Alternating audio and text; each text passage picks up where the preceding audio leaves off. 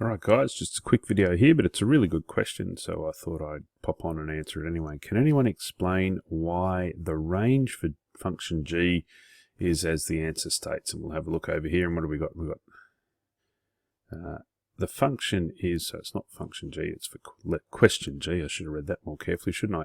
Function f is a mapping from x onto the point 5x minus 3x squared. The domain, they've got x as any real number. The range, they've got y. This little vertical line means such that. So x such that x is a real number, element of the real number system. Here it's y such that y is less than or equal to 25 over 12. Well, yeah, quite rightly, the domain is correct, isn't it? We've got that, any real number, because what am I not doing? Not dividing by x at any stage, not finding a square root, not taking a log, not doing any of those things that we've talked about where we would have undefined values, so that's all good. What about the range though? Well, what sort of equation is this? Let's have a think about that, and I think as soon as I've said that, you've probably figured it out already. If I write them in descending order, because that's what we like to do, descending order of powers that is, so negative 3x squared plus 5x, I could put a plus 0 on the end here, but what sort of equation is it? It's a quadratic equation. What do we know about quadratic equations? They can have two sorts of shape. That shape, if a is greater than 0, or, so we've got a smiley face or a sad face shape, if a is less than 0.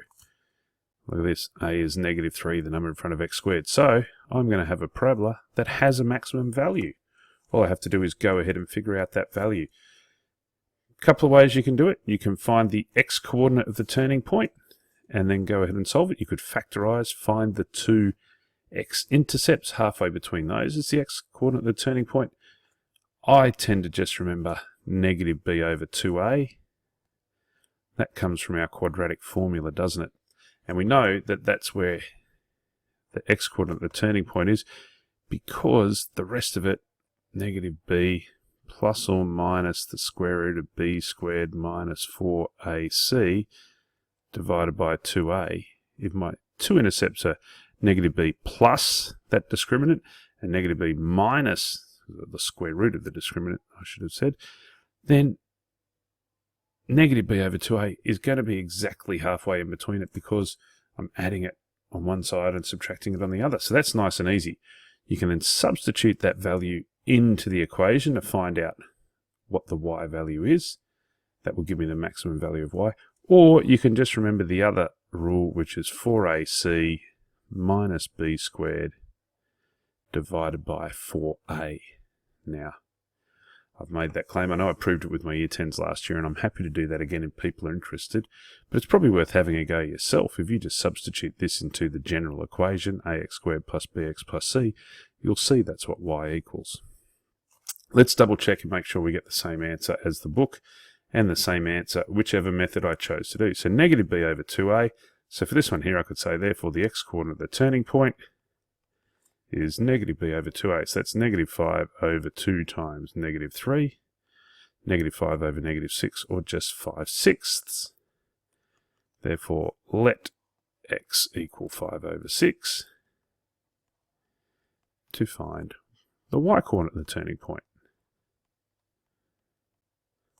So what's my y-coordinate of the turning point? Well, it's negative 3 multiplied by 5 over 6 squared plus 5 times 5 over 6. Let's see where that gets us. 25 over 36 times 3, so that's negative 75 over 36. And here I've got 5 5s of 25 over 6. Now, some of you astute people would have realised the 3 could have gone in as a factor of that. But I'm just going to keep it as 36ths, because that's going to be easy enough to do. So now I've got negative 75 over 36, multiplying the top and bottom of the second fraction by 6 to get a common denominator. 6 25s, and you'll see why I kept it that way, because 6 25s are nice and easy, aren't they? It's 150 over 36. So therefore my answer is 75 over 36, which is of course equal to, if I divide each one by 3, 25 over 12. So you can see it gets you there. It's quite a bit of work involved to get there using that way. Let's check the y turning point using our other method. 4ac minus b squared divided by 4a. Therefore, the y turning point equals, well, look at this, c, the number at the end is 0, so that first bit's going to be 0. That's made it a lot easier doing it this way, hasn't it? So it's negative 5 squared. Don't know why it was mucking up there.